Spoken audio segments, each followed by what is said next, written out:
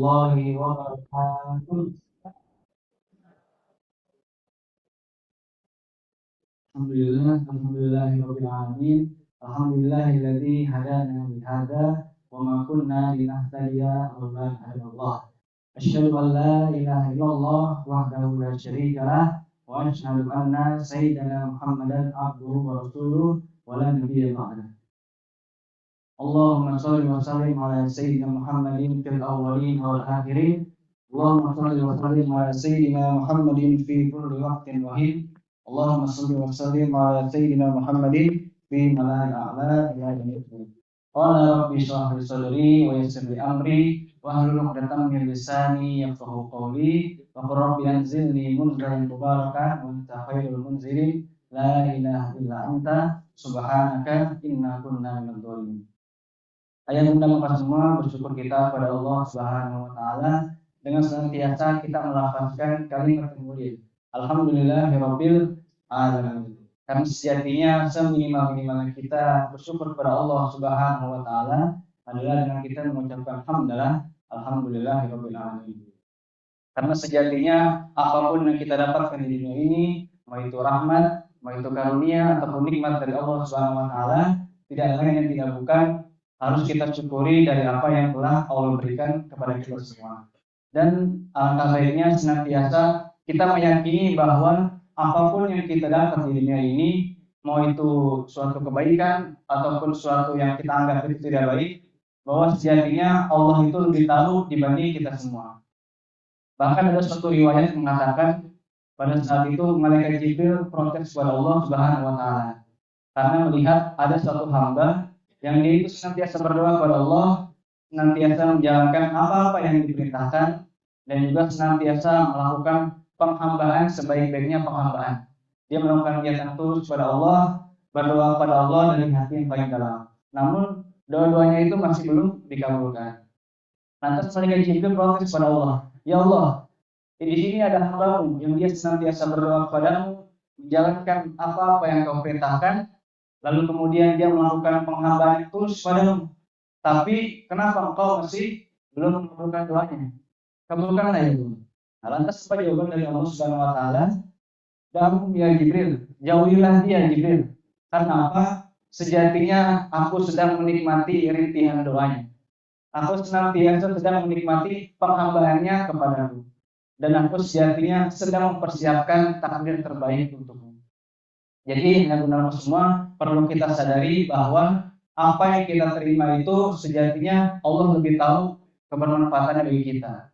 Sakit kita rasa bisa jadi itulah yang lebih baik bagi kita saat itu. Nah, bisa jadi ketika misalnya kita sakit gitu, kemudian kita misalnya ada kisah gitu, misalnya kita sedang berangkat naik pesawat gitu, cuman pada Allah kita terlambat, kita ketinggalan pesawat itu. Nah, pasti perasaan dalam diri kita itu kita merasa dongkol, merasa apa namanya? Kita menghujat orang-orang yang terlibat membuat kita terlambat naik pesawat tersebut. Tapi sejatinya saat itu, setelah itu ada kabar bahwa pesawat tersebut jatuh. Nah, maka di situ baru kita merasa bersyukur karena sejatinya kita dilindungi dari mara bahaya tersebut. Jadi, yang gunakan semua perlu kita sadari, kebanyakan kita bersyukur pada Allah. Karena sejatinya Allah itu mengetahui yang lebih baik bagi kita. Ada juga suatu riwayat yang mengatakan akan ada suatu masa di akhirat nanti yang dimana ada pada suatu hari dimana tidak ada naungan kecuali naungan Allah Subhanahu wa taala. Dimana kita saat itu dibariskan di padang mahsyar ya. Kita dibariskan di padang mahsyar, ada suatu malaikat yang dia itu datang kepada sekelompok manusia. Nah, dia itu datang membawa pahala sebesar gunung Uhud. Mungkin yang pernah umroh tahu lah segede apa itu gunung Uhud. Kalau belum ya cek aja di Google sendiri. Nah, saking gedenya itu, lantas para manusia itu, sekelompok manusia itu bertanya kepada malaikat, wahai malaikat, apa ini? Kemudian malaikat itu menjawab, ini adalah sejatinya pahala untukmu atau balasan dari Allah kepadamu, di mana ketika kamu berdoa di dunia dulu belum sempat Allah kabulkan.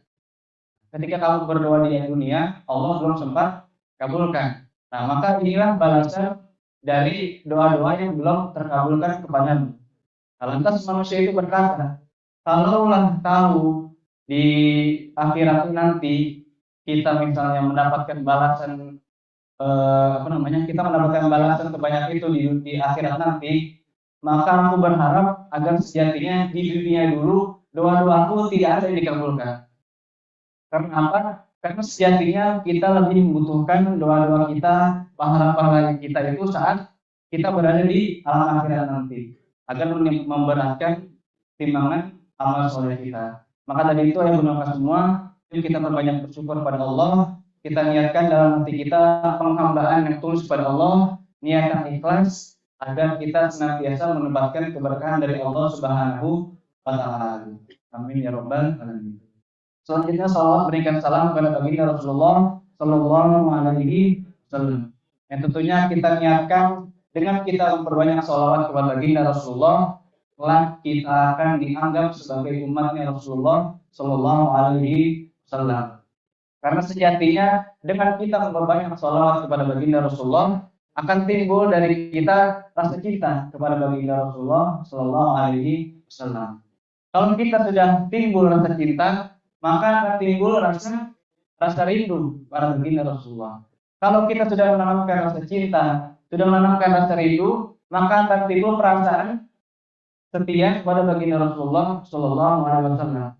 Maka apapun yang disarankan oleh baginda Rasulullah, kalau kita sudah setia, insya Allah kita akan senantiasa berada di jalan Rasulullah Sallallahu Alaihi Wasallam.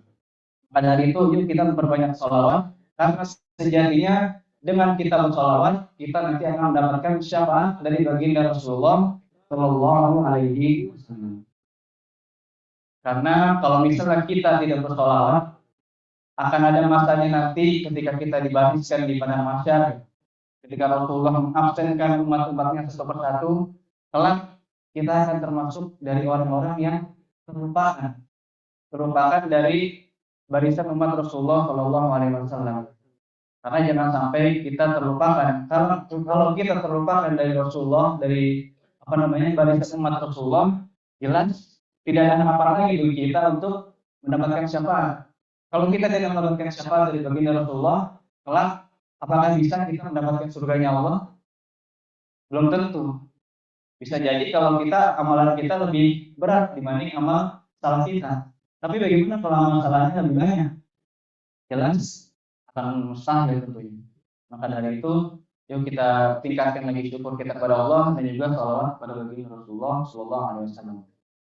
Nah di sini saya bukan bermaksud untuk menggurui ataupun hanya bermaksud untuk berbagi lah gitu. Karena sejatinya dibanding teman-teman semua, saya nggak ada apa-apanya. Teman-teman lebih pintar, teman-teman lebih soleh. Nah, berbagi. Saya di sini hanya bisa sedikit sharing dari apa yang bisa saya sampaikan, apa yang saya tahu, yang semoga bisa bermanfaat bagi kita semua. Berbicara tadi tentang dia yang terlupakan. Siapa sih yang dimaksud dari dia yang terlupakan itu? Sekali yang selalu diingat. Siapanya nggak tahu lagi. Nah, yang dimaksud dia yang terlupakan itu adalah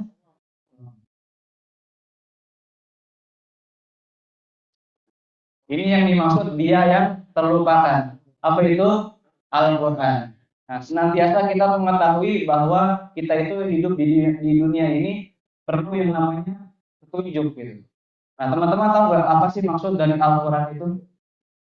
Apa definisi Al-Quran? Bacaan. Selain itu, apa nama lain dari Al-Quran? Al-Huda. Apa itu Al-Huda? Petunjuk. Nah, jadi penting bagi kita untuk punya petunjuk gitu, apalagi dalam kehidupan kita sehari-hari.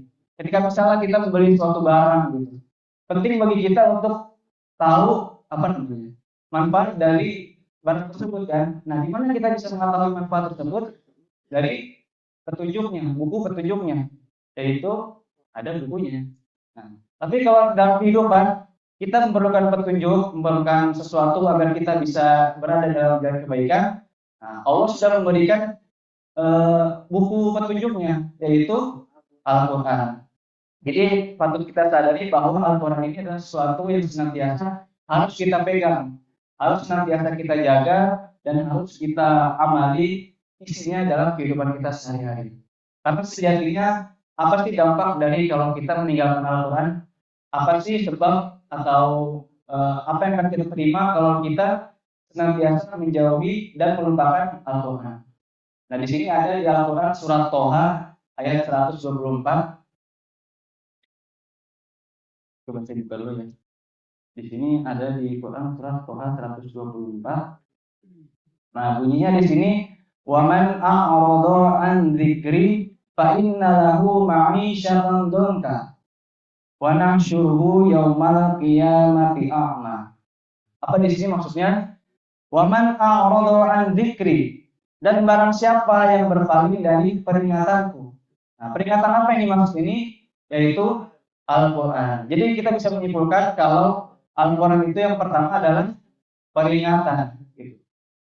Aku nggak pengen sakit, gitu. Maka di Al-Quran ada peringatan agar kita tidak sakit. Ada aku tidak pengen miskin, gitu. Kayak misalnya minggir miskin. Kalau kita nggak pengen miskin, ada peringatan dalam Al-Quran agar kita tidak miskin. Misalnya Ustaz Gaji, gitu. Aku nggak pengen berhayal terus. Aku nggak pengen galau. Gitu. Maka ada peringatan dalam Al-Quran agar kita tidak berhayal, agar kita tidak galau. Gitu. Maka dari itu penting bagi kita untuk memahami isi dalam Al-Quran bahwa sejatinya Al-Quran itu adalah peringatan bagi kita semua. Dan apa sebab kalau kita berpaling dari peringatan Allah, yaitu Al-Quran, fa inna lahu ma'isyatan dhanka, maka sungguh dia akan menjalani kehidupan yang sempit. Nah, di sini kita bisa mengambil kesimpulan bahwa Allah itu menaruh redaksi yang indah, gitu. Redaksi yang pada dasarnya itu bisa mencakup segala hal. Kenapa di sini Allah menuliskan kata sempit gitu? Padahal di sini kita bisa menggunakan kata rugi, bisa menaruh kata sementara atau merana. Tapi di sini Allah menaruh kalimat atau kata sempit. Apa maksud sempit di sini adalah bahwa sempit itu adalah kondisi gitu atau situasi yang dimana situasinya itu enak atau gak enak? Gak enak. Nah, dimana situasi gak enak ini itu bisa mencakupi segala aspek kehidupan kita gitu. Misalnya apa sempitnya? Rezekinya dibikin sempit, urusannya dibikin sempit, kemudian kelapangan jiwanya, ketenangan hatinya dibuat sempit. Nah, di sini Allah melakukan redaksi yang universal itu sehingga bisa mencakup dalam segala aspek kehidupan. Itu dia akibat kalau kita berpaling dari peringatan Allah. Di dunia kita akan menjalani kehidupan yang sempit. Kemudian, dan kami akan mengumpulkannya pada hari kiamat dalam keadaan buta. Nah, kalau buta itu gimana kondisinya? Nggak bisa lihat. Dia tuh gelap atau terang? Gelap kan? Nah, udah kita di dunia dalam perasaan sempit, gitu kan? Segala urusan kita dipersulit. Di akhirat kita itu akan dibangkitkan dalam keadaan buta. Nah, kalau kita menyimpulkan dari ayat ini, kira-kira kita itu kalau meninggalkan Al-Quran gimana sih? Apa namanya? Dampaknya gitu. Enggak, maksudnya perasaannya itu kita tuh akan senang atau sedih gitu. Sedih. Perasaan kita akan sakit hati, akan kecewa gitu. Karena kita meninggalkan Al-Quran. Nah, lantas kalau sudah begitu, maka apa yang bisa kita perbuat? Kalau kita sudah kita sudah mendapatkan kehidupan sempit di akhirat, kita kemudian sudah ditutupkan dalam keadaan buta, maka sejatinya sudah tidak ada harapan bagi kita gitu. Maka di ayat selanjutnya dikatakan bahwa umat manusia itu mengeluh gitu. Orang-orang yang dia berpaling pada Al-Quran karena dia tidak menjalankan kewajibannya untuk mendekatkan diri pada Al-Quran, dia mengeluh pada Allah di ayat selanjutnya. Qala rabbi lima syartani a'ma wa qad kuntu basira. Dia berkata, "Ya Tuhanku, mengapa Engkau kumpulkan aku dalam keadaan buta, padahal dahulu aku dapat melihat." Ya Allah, ketika di dunia bisnisku lancar gitu. Ketika aku di dunia hartaku melimpah ruah gitu. Tapi kenapa ketika di akhirat engkau butakan aku, engkau persulit urusanku gitu di akhirat. Lantas apa jawaban dari Allah? Kita pasti penasaran dengan jawaban dari Allah dari manusia yang tadi mengeluh gitu. Ada di ayat selanjutnya di ayat 126. Qala kadzalik atat ka ayatuna fanasitaha wa kadzalika yauma tunsa. Dia Allah berfirman, demikianlah dahulu telah datang kepadamu ayat-ayat kami dan kamu mengabaikannya.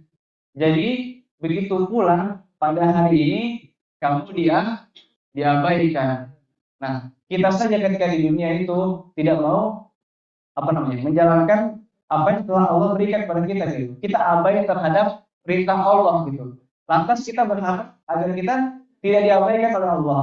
Nah, itu tidak sinkron gitu kan. Kalau kita abai terhadap perintah Allah, maka pasti akan ada balasan dari Allah bahwa nanti Allah akan mengabaikan kita juga. Maka dari itu penting bagi kita agar senantiasa kita mendekatkan diri kita pada Al-Quran, kemudian menjalankan apa-apa yang diperintahkan dan tentunya mengamalkan apa-apa yang telah Allah firmankan di dalam Al-Quran. Nah, lantas bagaimana cara kita agar berinteraksi dalam Al-Quran? Nah, ada beberapa hal cara agar kita berinteraksi dalam Al-Quran. Yang pertama adalah dengan kita membacanya, Iqra. Jadi kita dalam berinteraksi dalam Al-Quran yang pertama adalah kita membaca. Karena firman Allah yang pertama juga kan Iqra bismi rabbikal ladzi khalaq. Bacalah gitu kan. Allah menyuruh kita untuk membaca. Jadi penting bagi kita gitu. Kalau misalnya teman-teman ketika membaca Al-Quran gitu kan ada kita baca alif lam mim gitu kan. Itu sejatinya ada berapa huruf? 3 huruf. Tapi sejatinya ada berapa kebaikan yang dihasilkan dari 3 huruf itu? 3 huruf. Allah sudah janjikan pada katanya kalau kita membaca Al-Quran itu 1 ayat 1 huruf maka akan mendapatkan 1 kebaikan. Yang dimana 1 kebaikan itu bernilai 10 pahala. Jadi kalau kita alif lam mim itu 3 huruf maka 1 huruf mendapatkan 10 kebaikan dikali 3 mendapatkan 30. Nah, itu makanya penting kita untuk membaca Al-Quran. Kemudian yang kedua adalah dengan kita menghafal Al-Quran. Setelah kita membaca ayat Al-Quran, penting bagi kita untuk menghafal Al-Quran. Nah, jadi senantiasa kalau misalnya teman-teman nih yang sedang dalam proses ziyadah Al-Quran, ketika melihat temannya itu dia sekali baca Al-Quran langsung hafal gitu, gacor. Sedangkan teman-teman itu perlu 10 kali atau beberapa kali untuk bisa hafal Al-Quran ini. Nah, maka senantiasa perlu kita sadari bahwa Allah itu sedang sayang kepada kita. Allah sedang cinta kepada kita. Karena apa? Karena tadi misalnya teman-teman antum tadi itu dia membacanya sekali saja, misalnya dia membaca dari kalau kita bulan babi. Nah, itu kan ada banyak hurufnya tuh. Bisa dikalikan berapa banyak yang bisa dia dapatkan. Tapi teman-teman membacanya itu sampai 10 kali gitu. Menghafalnya sampai 10 kali. Maka jelas itu pasti 10 kali lipat dibanding yang dilakukan teman-teman antum tadi gitu. Yang antum mendapatkan pahala 10 kali lipat dari teman antum tadi gitu. Jadi senantiasa teman-teman nggak perlu merasa down gitu ketika teman-teman sulit menghafal Al-Quran. Karena sejatinya Allah itu sedang sayang kepada kita. Allah ingin kita itu memperbanyak amal soleh kita, memperbanyak pahala kita agar nanti timbangan pahala kita diberatkan oleh Allah Subhanahu wa Ta'ala. Dan kalau misalnya kita tidak bisa menghafal gitu, misalnya kita keterbatasan dalam menghafal gitu, maka kita tidak perlu tidak hanya untuk menghafal saja gitu, kita bisa menghafal dari pemaknaan ayat tersebut gitu. Kayak tadi kita di ayat Toha 124 sampai 126. Nah, kita meyakini kita menghafal bahwa itu adalah ancaman dari orang-orang yang mengabaikan Al-Quran. Nah, dari situ saja sudah cukup bagi kita untuk dalam kategori menghafal Al-Quran gitu. Karena penting bagi kita dengan kita menghafal Al-Quran, dengan kita memahami Al-Quran, maka jelas kita akan dilindungi dari yang namanya fitnah-fitnah gitu. Dari hal-hal yang tentunya melencengkan kita. Nah, maka poin selanjutnya yang penting bagi kita adalah setelah kita menghafal, setelah kita membaca, setelah kita menghafal, selanjutnya dengan kita memahami ayat dari Al-Quran tersebut. Nah, makanya kan seringkali ada suatu fenomena gitu. Seringkali kita sering dibelokkan karena kita tidak tidak paham dari isi Al-Quran tersebut gitu. Ada misalnya satu fenomena ketika ada orang berkata bahwa Allah itu nggak adil ya. Allah itu nggak adil. Karena apa? Ada orang dia beramal soleh, ada orang dia rajin sedekah, rajin berbagi, tapi hanya karena dia tidak beriman kepada Allah, maka dia tidak bisa masuk surga. Nah ini lantas menjadi problematika bagi kita gitu. Kalau kita melakukannya atau menafsirkannya dalam pikiran manusia gitu, dalam logika manusia, jelas itu adalah sesuatu yang benar adanya gitu kan. Kenapa sih kalau kita beramal soleh, kita berbagi, tapi hanya kita tidak beriman, maka Allah memasukkan kita ke dalam neraka. Jelas itu kan sesuatu yang gak adil gitu. Tapi kalau kita memahami Al-Quran, kalau kita memahami isi dari Al-Quran tersebut, maka kita pasti akan tahu maksudnya kenapa Allah tidak memasukkan orang-orang yang tidak beriman ke dalam surga. Nah, ada di Quran surat Al-Baqarah ayat 25. Wa basyiril ladzina amanu wa 'amilus sholihati anna lahum jannah. Dan berilah kabar gembira kepada orang-orang yang beriman dan beramal soleh bahwa dia akan nanti mendapatkan surga gitu. Jadi kalau kita pengen masuk surga gitu kan, ya kita harus menjalankan apa-apa peraturan yang telah ditetapkan gitu. Karena kita tahu surga itu milik siapa? Milik Allah. Kalau Allah yang punya, berarti Allah yang punya peraturannya. Kalau kita pengen masuk surga, maka kita harus mengikuti peraturan-peraturan yang telah Allah tetapkan. Nah misalnya ada orang masuk ke rumah antum gitu. Dia masuk, dia orangnya baik, rajin bersedekah, rajin berbagi, tapi dia tidak mengikuti peraturan antum gitu. Antum punya peraturan di rumah itu, tapi dia tidak menjalankannya. Kira-kira antum mau terima nggak? Kenapa nggak mau terima? Kan dia orang baik, kan dia rajin berbagi, nggak ikuti aturan. Jadi misalnya ketika antum punya peraturan bahwa kita ke rumah itu masuk ke dalam rumah nggak boleh pakai sendal, tapi dia itu malah pakai sendal. Kira-kira perasaan antum gimana? Apa? Ajan, sikat. Nah, maka dari itu sama halnya dengan surganya Allah. Kalau kita pengen masuk surganya Allah, maka kita harus menjalankan perintah-perintah Allah dan juga peraturan-peraturan yang telah Allah tetapkan. Nah, apa tadi syarat kalau kita pengen masuk surga? Walladzina amanu wa 'amilus sholihat. Dengan kita beriman dan beramal soleh. Gitu tips kalau kita pengen masuk ke dalam surganya Allah Subhanahu wa taala. Kemudian kalau kita berbicara tentang beriman dan beramal soleh pada Allah gitu kan. Tentunya kita harus niatkan pada diri kita bahwa penting bagi kita itu untuk senantiasa mendapatkan ridho dari Allah Subhanahu wa taala. Dan juga kita harus senantiasa meningkatkan salawat kita kepada baginda Rasulullah Shallallahu alaihi wasallam. Karena sejatinya kalau kita pengen mendapatkan syafaat itu ketika kita pengen dikabulkan doanya oleh Allah gitu kan. Lantas kita itu suka terburu-buru gitu. Kita berdoa kepada Allah, kita beristighfar kepada Allah, kita pengen agar doa kita dikabulkan kepada Allah. Tapi karena Allah tidak mengabulkan doa kita, karena kita senantiasa terlalu fokus pada doa kita gitu kan, pengen doa kita dikabulkan. Ketika Allah tidak mengabulkan doa itu, maka ada akan timbul rasa kecewa gitu. Nah maka itu adalah suatu mindset yang harusnya kita rubah gitu. Karena sejatinya tidak bisa kita memfokuskan ketika kita berdoa itu kita berharap agar dikabulkan doanya dari Allah Subhanahu wa taala gitu. Karena harus sesuatu yang harus kita lakukan terlebih dahulu adalah tentunya mendapatkan keridhaan dari Allah Subhanahu wa taala. Dan juga ketika kita ingin mendapatkan syafaat gitu, syafaat dari baginda Rasulullah, tentunya yang harus kita lakukan adalah tentunya memperbanyak sholawat. Karena kalau kita berbanyak sholawat nanti akan timbul rasa cinta dalam diri kita. Kemudian rasa rindu dan akhirnya akan timbul rasa setia. Karena juga ada di dalam Al-Quran surat Al-Imran ayat ke-31. 31 gitu.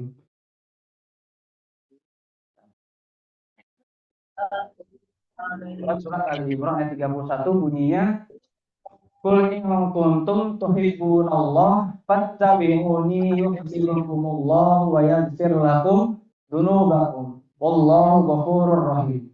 Katakanlah Muhammad, jika kamu mencintai Allah, maka ikutilah aku. Niscaya Allah akan mencintaimu dan mengampuni dosa-dosamu. Jadi penting bagi kita menyadari bahwa kalau kita ingin mendapatkan keridhaan dari Allah Subhanahu wa taala, kita ingin mendapatkan syafaat dari baginda Rasulullah, yang harus kita tanamkan dari diri kita terlebih dahulu adalah rasa cinta kepada Allah Subhanahu wa taala. Dan kemudian kita mengikuti apa-apa yang disalahkan oleh baginda Rasulullah sallallahu alaihi wasallam. Kalau kita mengikuti hal tersebut, maka akan niscaya Allah mencintaimu. Nah, kalau udah ada kata niscaya, itu adalah suatu arti kepastian. Kalau sudah pasti, pasti akan terjadi itu. Niscaya Allah akan mencintaimu dan mengampuni dosa-dosamu. Maka ayat Beben kan sering bilang pada kita gitu. Kalau Allah sudah ampuni dosa-dosa kita, kalau kita senantiasa itu meminta ampun pada Allah Subhanahu wa taala, maka sama saja itu kita meminta segalanya gitu. Dengan kita hanya meminta ampun pada Allah Subhanahu wa taala, itu langsung arti bahwa kita itu meminta segalanya. Jadi terkadang orang-orang gitu kalau misalkan kayak ayah Nabi di umroh gitu kan suka dititipin doa gitu.